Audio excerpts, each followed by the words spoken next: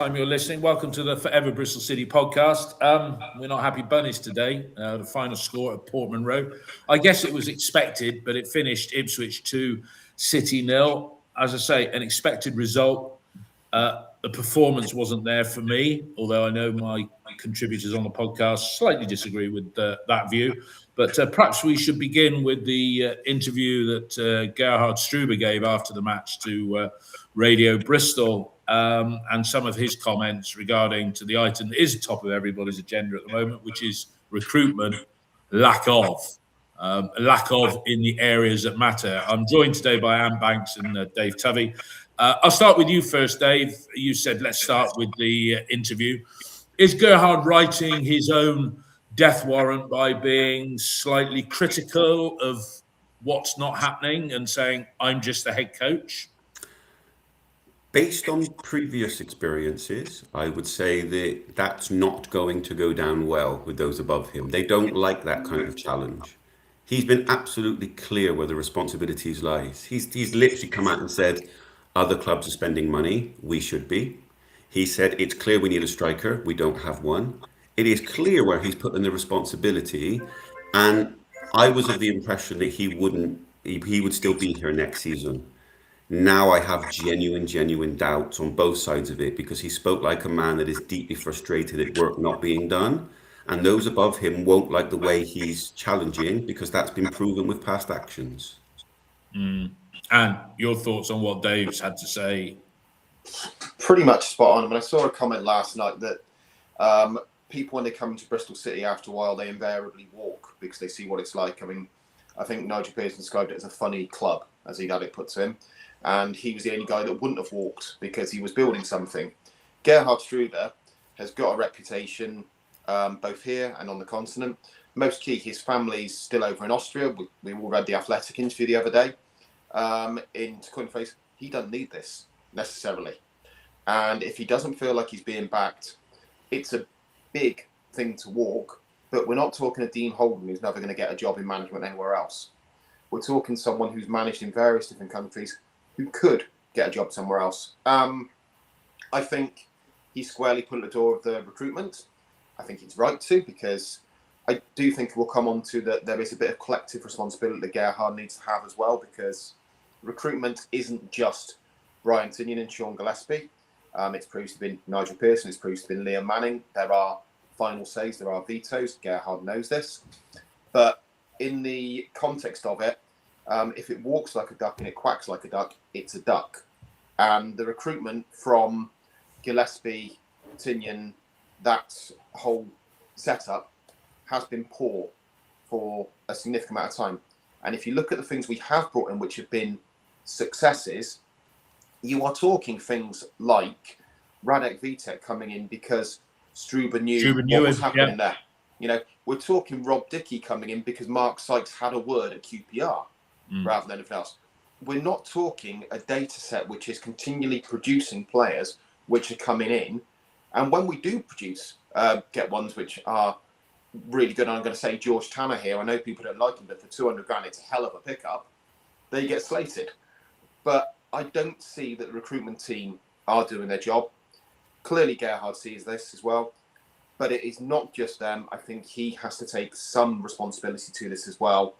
And there was a bit of a strategy piece here which we need to discuss. All right, let's talk about. I'll stick with you and then come back to Dave on the same point, and we will get into the action as well. But you say Gerhard takes some responsibility as well. Can you expand on that? And I'll get Dave to pick up on it. Yeah, I mean, just it's useful saying how the recruitment works at City. Everybody can put names into the hopper. And the way, as I understand it, is that previous managers, and I've got no respect, Gerhard's not the same, have had one manager's pick. So they can pick someone that doesn't meet all of the attributes that are in the hopper that we need at the time. But generally, Gillespie will feed in, Tinnion will feed in, the manager will feed in, and it will go and it will be assessed and saying, right, does this signing meet all of these metrics that we want? And then we'll view them, maybe not 20 to 30 times like Fally Muley, but we'll say, right, do we want to do this deal? And there was always a veto. The veto is either budget-wise or the head coach has to have a veto. And the reason for that is there's no point in signing someone if you're not going to play them. It's why Liam Manning saw Faliniulu, decided to sign Faliniulu. You know, not just his fault, but collective. Now, what I mean by Gerhard is Gerhard clearly wanted to sign Bergzog. We said yesterday Borough had pulled the plug. Gerhard needs to be demanding at this point. He's been vocal about needing a striker. We were in for Bergzog in the summer by all accounts. It should have been on the 1st of January. Actually, I'd like Bergzog, but if Borough are going to mess us around, then I'm happy with the next striker on the list, or I'm happy with the next striker on the list. You know, you can't just absolve yourself if you're involved in the process, because that's a little bit cowardly. But it's interesting you say the power of veto. The one thing that you said was the veto is budget veto. And that's the problem, because there's no point in bringing in crap. Yeah. And we've done that. You know, if you look at some of the players, look, I mean, we're paying the price for the bad transfer window in September 24, where we bought in Fally, Sinks, McNally and Twine. We didn't know McNally was going to be injured, but that's not the point. Collectively there. Dave, does Struber have to take some responsibility? I would say maybe a bit, but not much. I mean, the problem is when you have collective responsibility is that no one is responsible. But it's not just about the striker. I mean, as Lee Churches has said, I believe, or someone wrote, that we could have played all night and not scored. The striker is just one of the missing pieces. You know, Struber's element of responsibility in this window is letting Stokes go without actually having, you know, bringing in Murphy. That's just a straight replacement. Yeah. Pinion said that we're looking at bringing just 2 in, if you remember. And we had to debate, should we be bringing in a 10 or a defensive midfielder?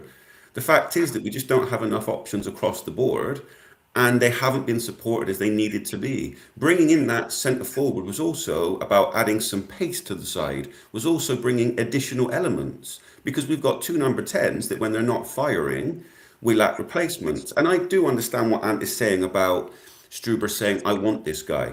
But Ant, you also said before, and that's the bit that resonates with me, about how long do you think the list is? You know, I don't get the impression they've actually got a decent amount of players. They're like, you can have this guy or this guy, and Struber's gone, well, this guy's not good enough, so I guess I'm stuck with this. I think you're down because of the budget constraints, Dave. I think you're down in the list where it's like, it's not much point. What's the point of having that person? And, you know, if you've got a list and budget is ruling out the top 3, then you got your hand tied behind your back. And I think it's a more than reasonable point, you know, and we know that managers can work one of 2 ways. If I take the previous 2 incumbents, Nigel Pearson, I know, turned down players. We all heard the Daniel Ayala story, the ones that are on the list are saying, actually, we can give you this. Do you want this? Well, actually, no, I'm not going to use him. Liam Manning collected players, you know, didn't say no to anybody. Now, the right balance is effectively to get enough players in the building, but not go like a sailor on shore leave and spend everything, which is our 2024 summer problem writ large. To avoidance of doubt, the main issue here for me is Brian Tinian and the recruitment team. You know, that is their responsibility to get this right. I do agree that we're probably further down the list than we need to be, but I can't believe that a championship club can be in a position where the only person on our striker list that ticks the boxes is Bergzog from Borough. That cannot be the case. There have to be other strikers that we think are within budget. And to actually add in a little bit of encouragement here, my hope is that Tinian's hands get a little bit off the tiller on this one, and Lansdowne sits down and said, you know what? Struber identified Vitec and brought him in. Brilliant. That proves that he knows what he's doing. Tommy Horvath, though we're allegedly signing, that is clearly a Struber signing. Yeah. You know, so give the coach that little bit more authority to go out to players he wants, because I don't think he's going to do a Manning and just take everybody he can get hold of just for squad filling, just for options, or a Lee Johnson clubs in the bag. I think he's going to take the right players, let him identify those right players. For me, Brian, Sean, you've had your try, you've had your say. Take a back seat, let the management team actually drive it, because otherwise you're going to be in a somewhere the management team walk, and you're going to be starting again from a load of players out of contract. Dave, sorry, I'll come back to you on that. I mean, Ant's clearly put the, not the blame, but says the problem is on Tinian's shoulders, and he seems to be Teflon Tinian because nothing sticks with him, like so many directors of football are. It's not a situation that's unique to Bristol City, but, you know, we're saying here's Struber, you know, give him more control with players, but then there's a manager that does walk when the going gets tough and what have you. And, you know, come the summer, somebody put a thread on OTIB, you know, are we going to invest in, let him rebuild the side in the summer if he's still here? But your point, Dave, you wanted to raise, and maybe answer that statement of mine as well. Yes, so some of the issues, like when you talk about certain positions and who's responsible for transfers, like the traditional English football model has always been the manager has the biggest input, and in more modern times we've tried to move away from that. If you look at the collective, and we speak about they, who are they? We've got Gillespie, you know, head of scouting. Others obviously play a part. But who did they scout? What do they actually do? What are they bringing to the table? It's not often that, even in Europe or leagues below, they don't really do anything that, you know, people like Febs or Bristol City FM that have identified players. They're not going down that world, you know. They're not particularly, I don't know what they do. You've got Tinian that, when pushed and asked questions, is saying things like, "Well, we bought you as a 10 or a wing back," which is, it's just not true. And they don't bring any trust. I don't trust them to do the job, whether it's today or whether it's summer. The worst thing about this conversation that we're having right now is that it doesn't shock me.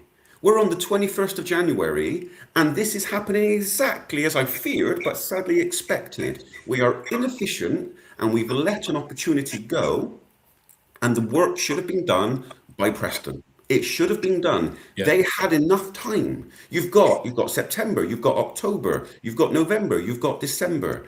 And if you're going to have a collective responsibility thing, Struber was clear yesterday. I'm the head coach. These guys take care of it. They haven't. And that to me was they know what I want. And I think he actually said they've known for a long time.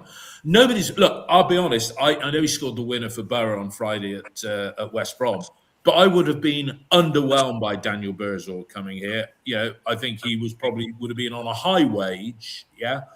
Half the Middlesbrough fans that were commenting prior to Friday said they'd have driven him down here. Yeah, there was a queue to bring him down here because he wasn't that effective.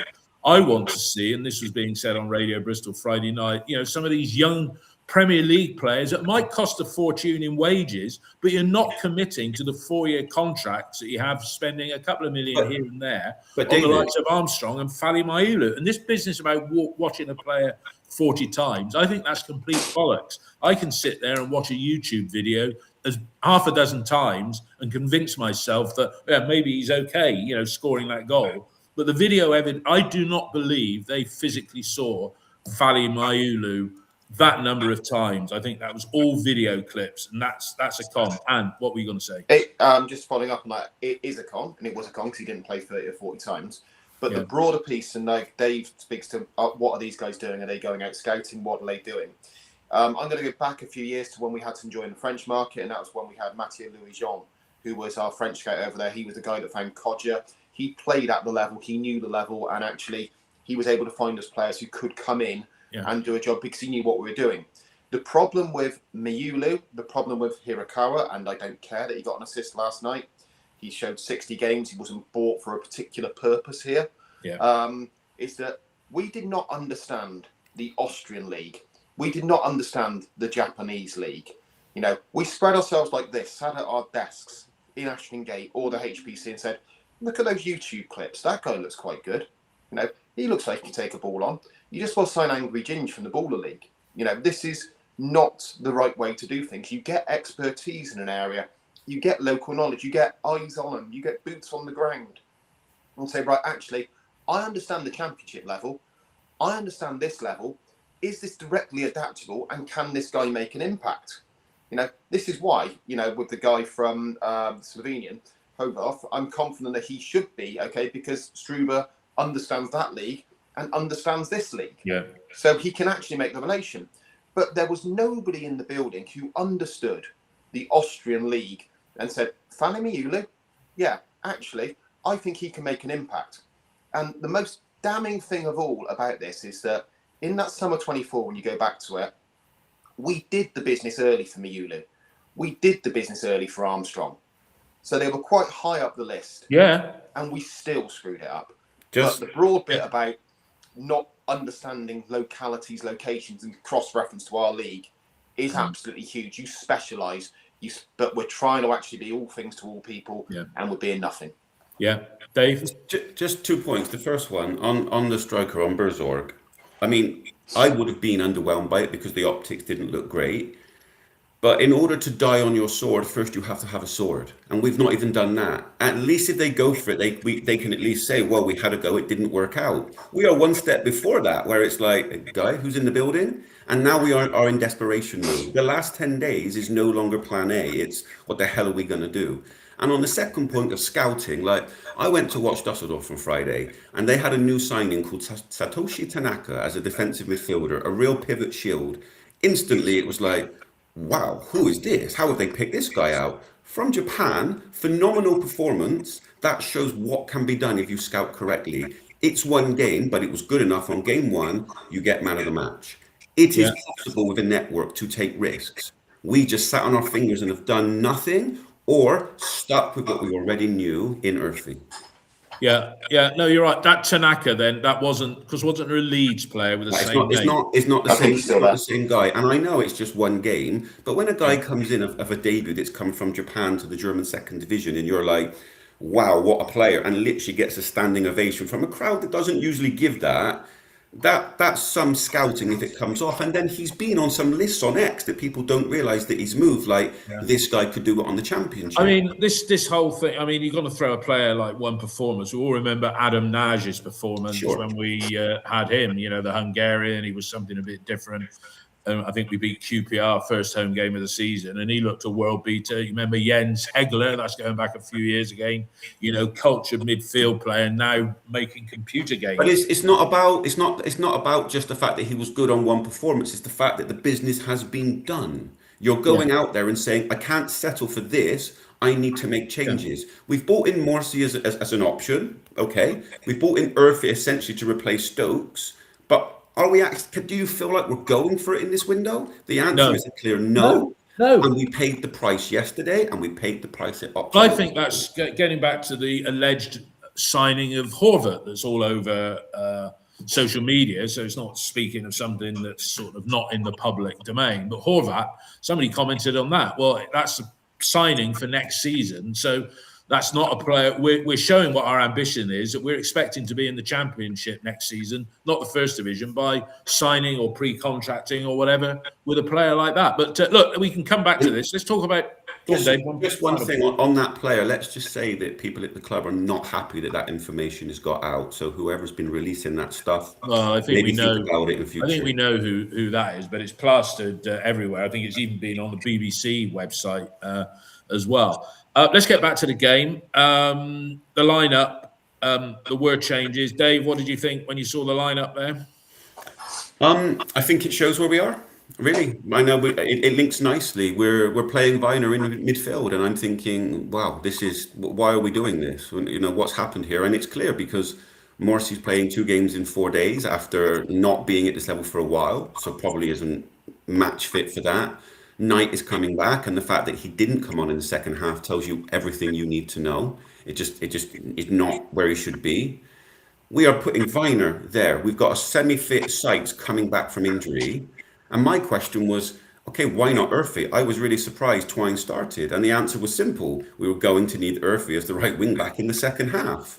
That's where we are. And then I look at Ipswich's side, and they've rotated 4 of the front 6. That's how I felt going into the game. Does anybody feel good about anything if that's how you're starting? Yeah.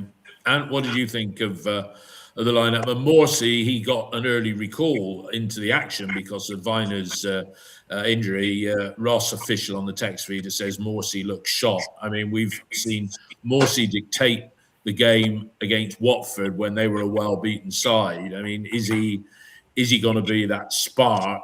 Based on the last 2 performances, I think not. But the starting lineup, do you agree with what Lee said?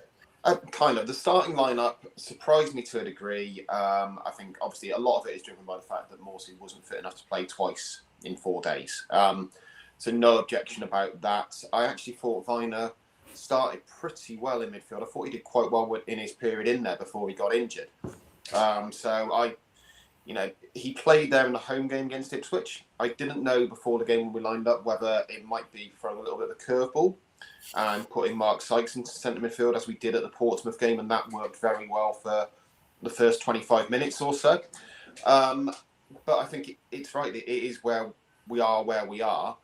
If you look at, I think I said before about the bench previously when we had Hirakawa, Struber wasn't having him, he wasn't having Cornick, not having Hayden Roberts really. Jason Knight is clearly not fully fit. Morsy could not play twice to go through it. So you start to work you down to the bare bones, and this rolls us back into the transfer strategy in that other than the sending out of Josh Stokes, which I personally didn't agree with and don't agree with. Totally agree with that. You're disagreeing with it, yeah.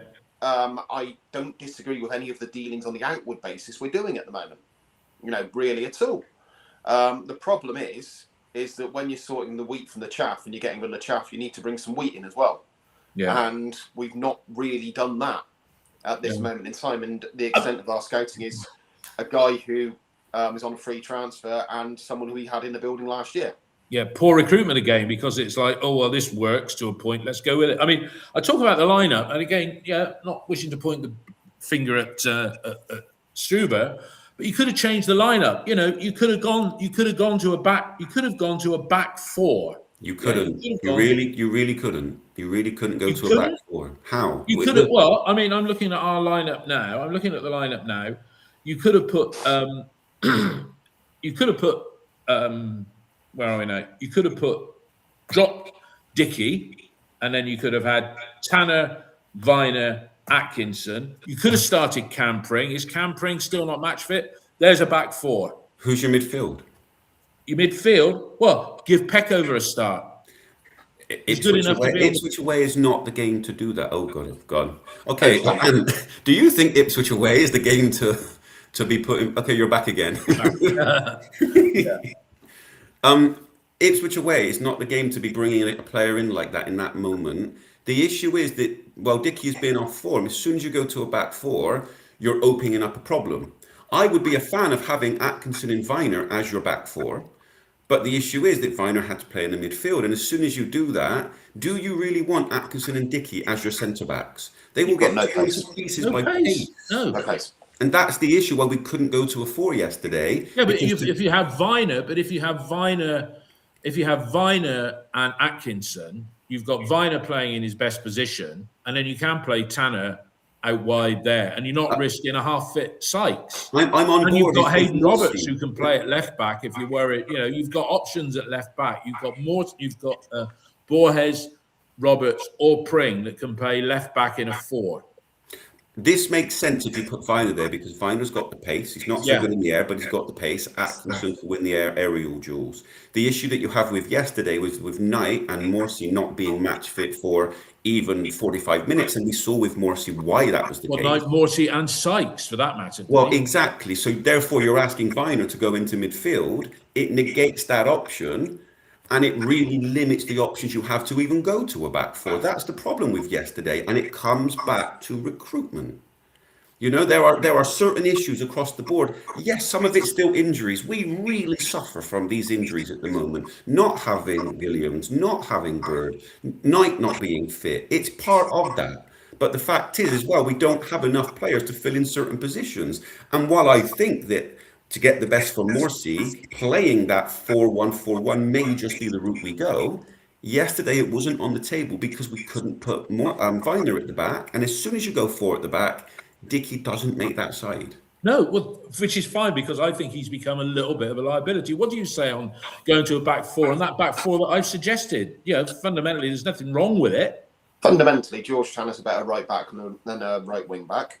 Yeah. Zach Viner, if he's playing in a back four, has to play to the right side. We saw the impact of him playing left side. Atkinson over Dickey, for me at the moment. And Pring, it's a solid back four. I agree with Dave. We didn't really have the option to play that last night. There is the question for me of, I know we've done the Pring versus Borges debate. Could you have put Campring in from the start last night? Because it is a high intensity role in the wing back, and actually you probably need that additional bit of cover as well. as we saw, because we were getting a little bit caught by Wes Burns, particularly just prior to the Vitec save, where Borges switched off completely and he got behind him. So there were some options, but the options were the definition of, do you want a chicken mayonnaise sandwich or do you want a chicken mayonnaise roll? It wasn't a case of you could change it massively from one thing to any particular point. I wouldn't have put Pickover in from the start.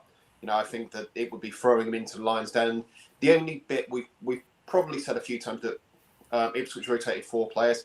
They've got the ability to do that. They take out Philogene, they bring in a £20 million attacker. So we don't want to be comparing that piece with Ipswich, I think. But they're not alone, are they? They're not alone. But they're not alone. Other clubs that are level without the parachute payments also do the same thing of rotating players. I agree entirely with that. I agree entirely with that piece. Bizarrely, the one that you probably would have rotated out last night, and I would have rotated potentially, would have been Twine. But I thought Twine had his first. Well, I wish somebody would come along and offer us some money for him, because he's not done it. I think they said he's not scored a goal from. He scored a goal against Watford, didn't he? Yeah, but he's not scored a goal from open play for quite a long while, and we don't seem to even get the free kicks. I mean, he went down in the box last night after the first goal or what have you, and again, that was him throwing himself on the ground. He's not going to get that. Here's one for you, chaps. I think since Sam Morsy's come in, Adam Randall's gone right off his game. He doesn't seem to be half the player that he was when it was the two of them, Knight and Randall. And, he seems a bit lost. And you want to pick that up first. What do you say? Yeah, well, I'm massive on Adam Randall. I'm huge on him. And I think the difference here is with Morsy coming in, Morsy likes to sit in that little triangle, that little space, front to back, 4, back 3, whatever. You don't see Sam Morsy typically upfield. You don't see Sam Morsy pulling wide. You don't see Sam Morsy here. You see Sam Morsy playing very well in that defensive box. That means Adam Randall is... He's all over the place. Adam Randall, even with Zach Viner midfield, Zach Viner, if you look at some of the time he was on there last night, there was one where he won the ball high up on the edge of the box and then laid it back out wide to Mehmeti and Borges. So it's actually, I said a few weeks ago that Adam Randall makes players better. Sam Morsy, I agree, has probably made Adam Randall worse.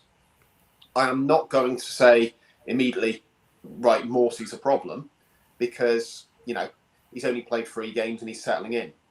But in early signs, if you gave me a choice between a Knight and Randall, or a Morsy and Randall combination, Knight and Randall wins every day. Oh, as a two. The legs that go around it, absolutely.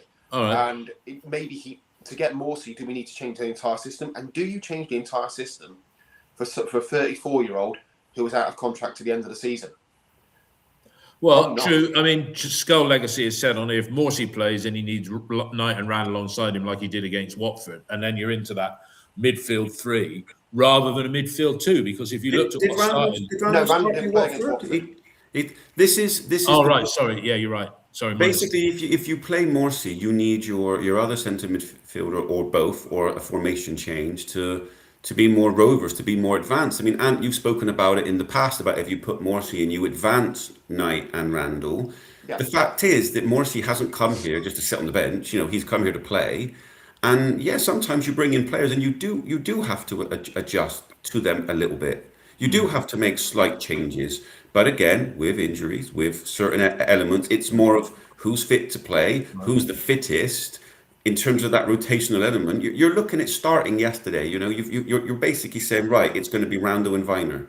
Okay, so where's the attacking element? And actually, we started quite well. To move it into the game, there was a reasonableness about the way we were trying to press, the way we were trying to play. There was an energy that was completely missing against Oxford. I would say the first 7 minutes, if I'm clutching at straws, was better than 90 minutes versus Oxford. All right, let's get into the action. There's really 3 items to talk about in the first half. As I put it, 3 memorable, 3 points. The first goal, Dave Tovey, sloppy defending. He's a good player, Jack Clark, right? But we gave him, the freedom of East Anglia to get that shot away. Oddly enough, it comes at a moment where, for shape shifting and rotational shifts, we're actually playing 4 at the back in that particular moment. Randall's been essentially done in midfield by a nice turn. opens it out wide, and Tanner's way off of him. He's too far. He's too far away in that moment. Sykes has spotted the dangers, tried to get back, but he's not going to get there. We've got a line of four. The first thing to understand is that in this moment, Ipswich have three in the box against three. It is very much a one-on-one situation, and Tanner just makes it too easy because he doesn't engage quick enough.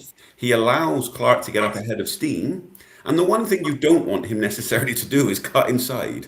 And he tries to, like, the fullback preventing of shaping your body, but Clark just goes, well, thank you very much, cuts inside, and it's far, far too easy. That's the issue from it. And when you consider that we often say, yeah, Tanner lacks a bit going forward, but his main element is defensively, he's in the side, and in that moment, that's why you're there, to prevent that. And he's just being beaten. It is a good goal. It's well manoeuvred, but I think it's too easy. Yeah, and your comments on the first goal? Pretty much echo. I mean, yeah, Randall gets done too easily on the spin, but there's still a lot to do before that ball goes to the goal. And your absolute basic is, Jack Clark wants to cut inside and shoot. You've seen enough of him. You know what he wants to do, and we showed him inside. And we gave him the opportunity to shoot. And I think it goes through Dickie's legs. There's nothing Vitec can do about it. He's unsighted, but there is no way that shot should come in the first place. And again, I like George Tanner for what we pay for him for a squad option. Not every option has to be an absolute guaranteed starter. I see a comment that he's not a top championship player. I agree, he's not a top championship player. Yeah, he's a perfectly serviceable squad option. When you consider the cost we got him for and the payback we've had from him, I find it very hard to argue he's not been a good signing. Did he get that wrong? Yeah, he absolutely got that wrong. I put the blame for that. I got a text from a pal of mine last night that was watching the game, and he used to play football locally to reasonably high standard, same age as me. So we're talking 40 years ago. But he said, Jesus, through the legs of the centre half, who also turned his back on the attacker. And I noticed that from the camera behind the goal. And I think the player who did turn his back there was Dickie. Dave, I'm angling against Dickie a little bit at the moment. I've never forgiven him for dragging down Kiefer Moore. How different that game would have been had he not got him sent off and then took the lead. Maybe that's wishful thinking. But am I being harsh on Dickie, turning his back as the shot came in? I think the damage has been done by that point. He's got decisions to make. Ipswich have three players in the box. Dickie's got his hands full as it is. Somehow they've managed to negate our midfield, and it's almost basically 4-on-4. It comes down to a one-on-one duel with Tanner. Once he cuts inside, you could argue about turning it and how you're trying to sort yourself out, but the damage has been done by that point. And there are questions with Dickie. Can you play Morsy and Dickie in the same side, for example? This is a very valid question that we hopefully at some point will get to see what Struber wants to do. But right now, these are the options we have, and I'm not anti-Dickie, but I do think that he has been struggling in recent games slightly.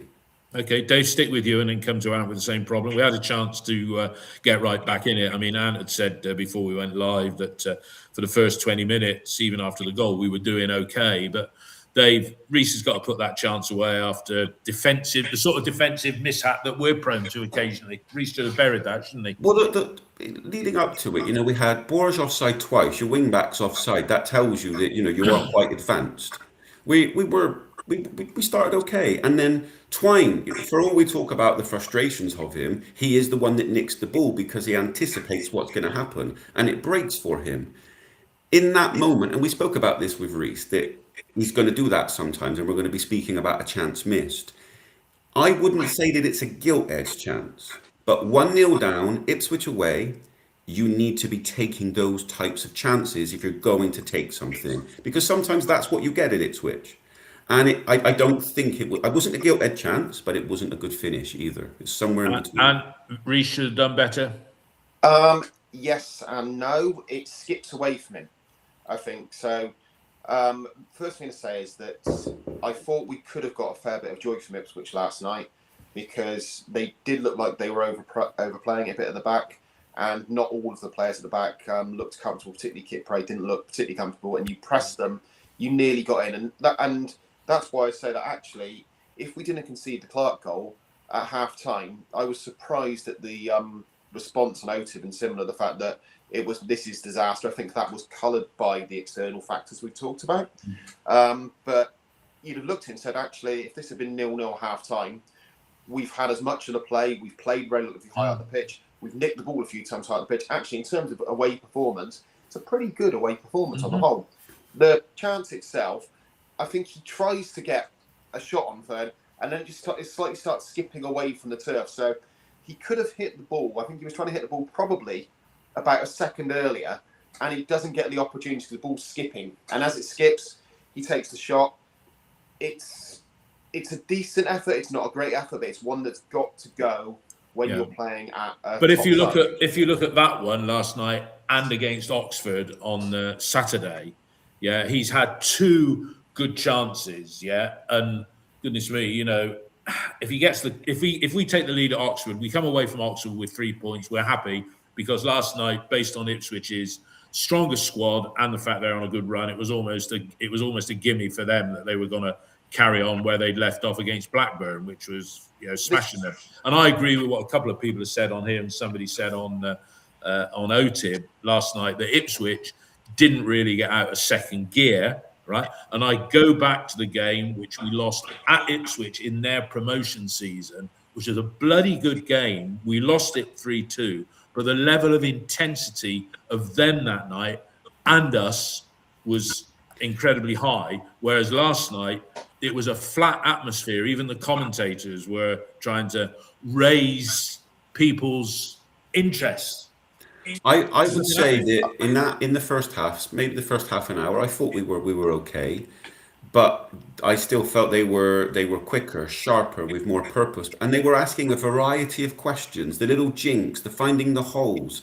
They were bringing weapons from all different angles, and they weren't out of second or third gear.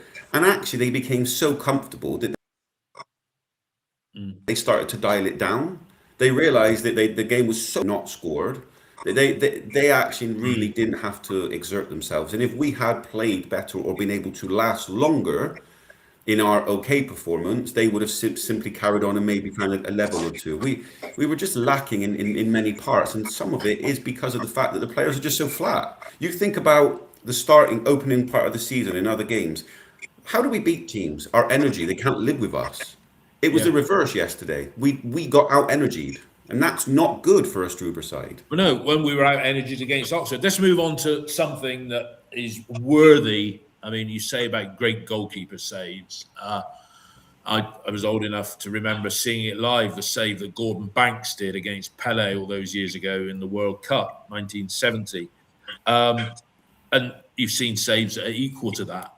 The save that Vitec did last night was in that league of how on earth did he keep that out? Dave, take it. Go to you first, Dan, on that save. I mean, what an inspiration this lad is. And if we could have him for a second season, goodness me, that would make everybody a lot happier. But he kept us in the game, because if they'd have scored a second, then we could have been on for a 4 or a 5, couldn't we?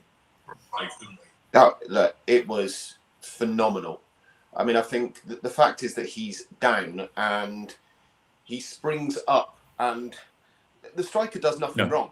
The striker does absolutely nothing wrong. I mean, there's school of thought sometimes that actually there's a chance that's been missed. That's not a chance that's been missed.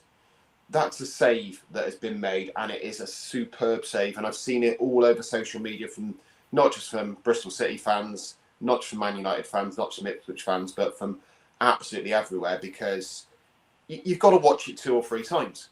To see how he actually does it. Yeah, because his body position on the ground, that was lower body strength to create the movement in his arm to get up there, wasn't it?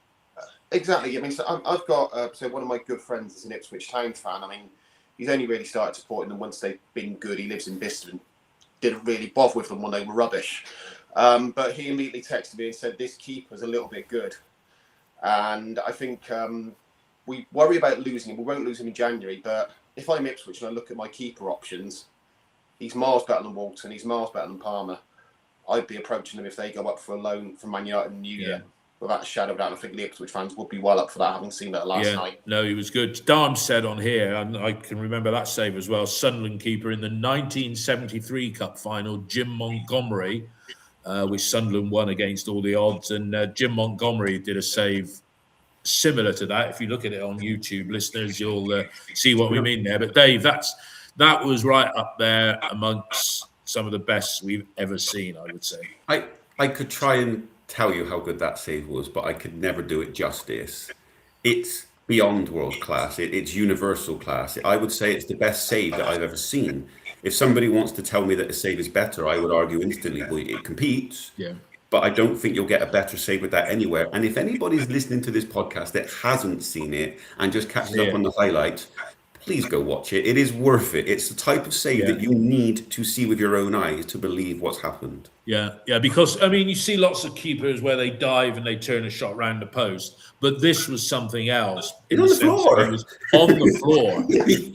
On the floor. You have no right to do that. Like, you know, it double takes, don't you? You're like, as you like when you see the warm-up, you're like, because you don't see it properly. You have to watch it a couple of times just to see how he did it with his hand. You know, I mean, you talk about strong hands. You often see reactions in, pre-game with training of keepers getting up quickly, but it's so far beyond that. He has no right from where he is to get up. And I was like, what the fuck have I just seen? It's an incredible save.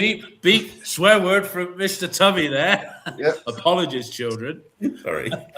That was like somebody there on breakfast TV the other morning, because they're all prim and proper on there on GMB. And he said somebody was pretty pissed off about something, and that's what we'd all say. But, we can't say that. No. Anyway, we've got to let's move on. I've drawn attention to it just by talking about it. So it was so good, it made me swear. That's what I would say. Exactly. Yeah. Exactly. 1-0 at half time. You think, well, we're still in this at 1-0, but really. And then the second goal, and 9 minutes into the second half, because it was 54 minutes, same as 9 minutes into the first. Game over. Dickey, the ball that goes over his head as he misjudges it, and then it's carnage after that. How do you see that goal? I think it's important to talk about what happened before that point, because, again, I go back to the first half, wasn't as bad. Yes, I acknowledge it for his gears, but for the first 10 minutes, we came out with a fair bit of intent. We looked like we could do something in that first 10 minutes or so. We forced an early corner, a little bit of an over, Sykes chucking it to the back stick and possibly not hitting it properly. But we started okay. Dickey, it's a horrible header. It's just spinning, heading up in the air. And it's, you've got to do better with that ball as it comes over. Then again, there was an argument that Tanner should do better when the ball comes over to Jack Clark. He's about 5 yards off him. Again, Vitec, no chance whatsoever. You can't argue with that at any point.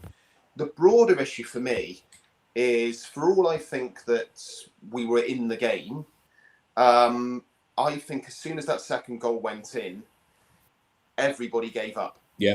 And I go back to when we went to Stoke and we lost 5-1. Even at 3-0 down, there was a bit of saying, actually, with a Struber team, you think you can get back into this. One goal gives you intensity. Yeah. There was no belief whatsoever. It was exaggerated when Sinclair Armstrong came on, because he was Sinclair Armstrong of old as opposed to Sinclair Armstrong of 5 minutes. And also when we brought Earthy on, because we lost any kind of width. It felt to me the second goal, after that happened, the players surrendered and said, and there's that meme with the Chase, fair play, lad, you're clearly a better player than me, just carry on. We gave it up. I think the manager kind of gave it up with the substitutions at that point, because there was no attempt to play heavy metal football, and there was no attempt to go and win it, go and change anything. And if I thought Ipswich had another gear that could have gone into at any time from 55 minutes onwards, we decided at that point the game was over. And that, to me, is my biggest issue from last night. It's not about how we played first half. It's not about a mistake, because a mistake happens. I can cope with a lot of things, but I thought we gave up after the 55th minute, and that was poor. Yeah, I mean, Isaac Slater said on here, I looked at the players' faces, they were gone, but not to where we brought Armstrong on to score a hat-trick. At that point, he switched off too. I'll be honest, I found myself waking up in added-on time in that second half after the goal had gone in. Dave, how did you see it? It's poor that we give up. You expect commitment, and it wasn't there. It was a Sunday League goal, in all truth. I mean, it's a Vitec free kick that goes long. Reese completely loses track of where it's going. It's a free header. It's a powerful header. And in that one moment, you see why Dickey cannot play in a four at the back. He essentially is not quick enough to back up and win the ball. He does what he can. And from there, I would say from Tanner, it's easy defending. It's safe defending. I'm gonna mark the goal. I'm gonna mark the post. Not actually thinking about where the striker is to make life difficult. And by doing that, and by taking the safe route, he makes it too easy. But the whole goal for the second goal was too easy. Like, you go to Ipswich, you accept the fact I expected us to lose yesterday. For me, our season isn't defined by yesterday, and it's what's coming ahead, which we'll talk about later. But the quality of the two goals was so cheap that it just feels like, well, that's not really how I expected to lose. That's not what I expected. And then what Ant says about afterwards, the game was dead.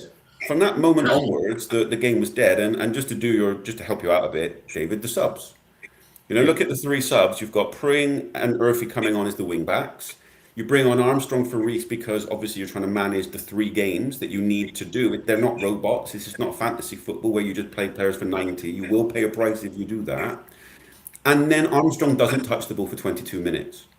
That's very, very effective. And it's either literally cannot find any space because we can't get the ball, or you're basically saying that you're not making the right runs.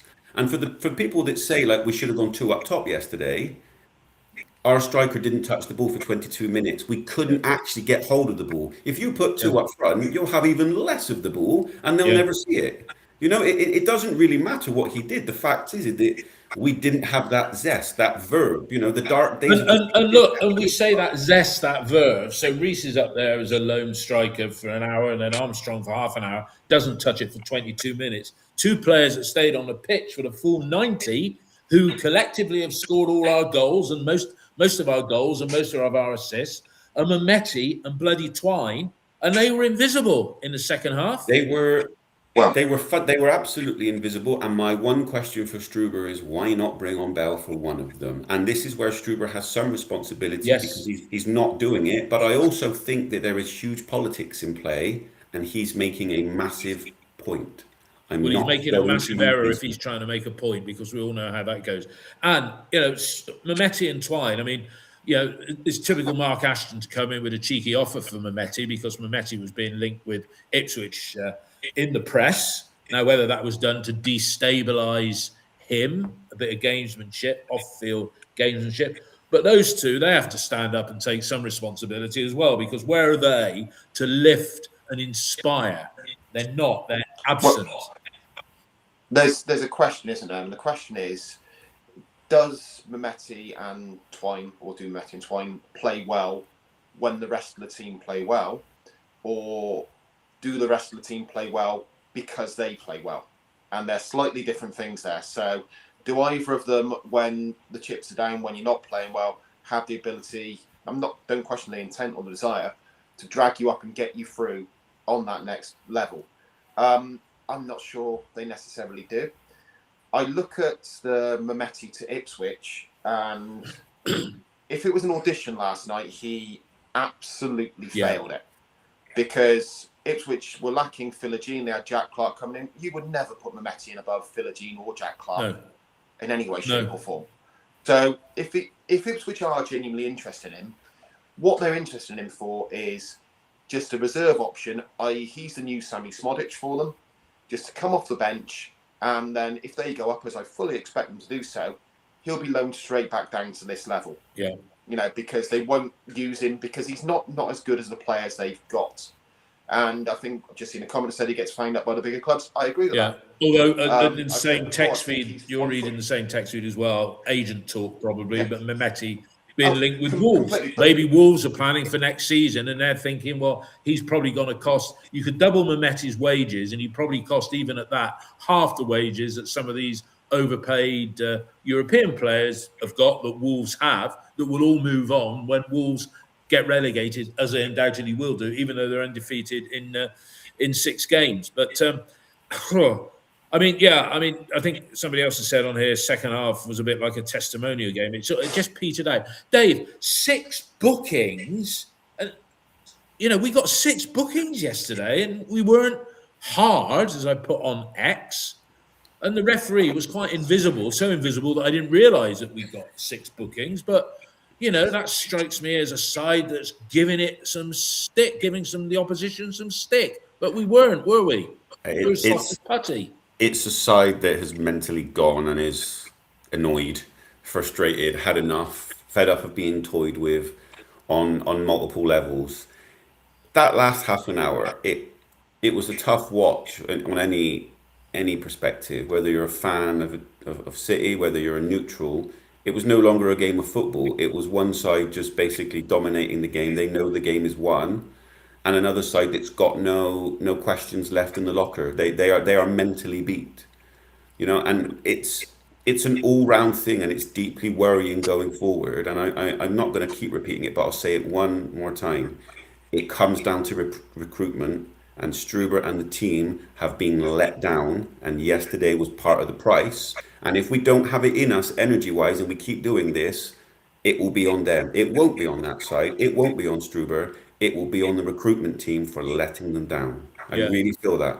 No, I agree. Ross Official and Tim Monaghan's picked him up. He said, one of the accounts release, you must have been in a cave, Ross, for the last 4 weeks, because the accounts came out and showed a loss not far short of 20 million quid, 18 actually, 18 and a half to be precise. But look, we move on. We go again, that oft-used phrase of players and managers, and we go again on Saturday against the mighty Sheffield Wednesday. Now over 20 games without a win. Lost at home to Birmingham last night, Birmingham City. They're coughing and spluttering their way towards the playoff zone. They're not all that, despite all their millions. And banana skin coming Saturday. We've got 2 home games coming up, which we said the 4 games, was it the 5 games leading up to the Port Vale game? We needed 8 points. We've got 1, right? We now need to win the next 2 and draw at Hull to achieve that. But is it going to be typical Bristol City and we come unstuck and Sheffield get their first win, just like Crystal Palace did back in 1973 when Alan Whittle scored the winner? It was on Match of the Day, and they haven't won all season. This has got vibes of that coming to me. Can I just say, typical Bristol City is not going back 73 years for an example, or 53 years. Sorry, my bad. Shouldn't be. Maths terrible. Look. Right now, we're in a position where it is Schrodinger's season. It is both simultaneously dead and alive at the same time. If you watch last night, if you look at the general melange, you'd think it's dead. If you look at the next couple of games, which are home games against Sheffield Wednesday, who you really have to beat, and Derby County, who are eminently beatable, you're currently, 3 points off the playoffs? Yeah.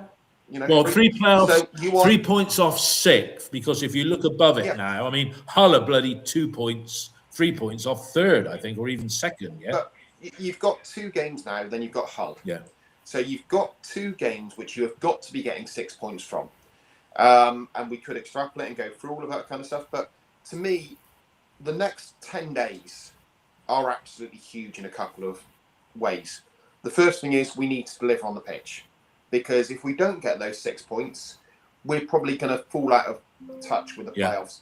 And what we can't do is rely on what happened last season, because we're roughly in the same place we were last year. Not every team is going to have a complete brain fart and a meltdown and let us get a sneak in the playoffs on a low points tally. That will not happen again. We need to build again. We need to make a load of decisions as well. We need to say, right, what are we doing with Sykes, Viner, Mehmeti? Get it on the table so there's certainty around the squad, so the squad know what they're actually dealing with, so the manager knows what he's dealing with. And you get some players in the building with intent.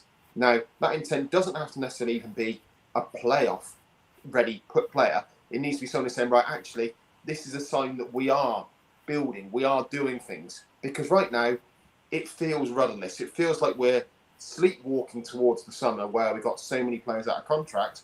But at the same time, as I say, Schrodinger's season, we are still absolutely in the playoff picture.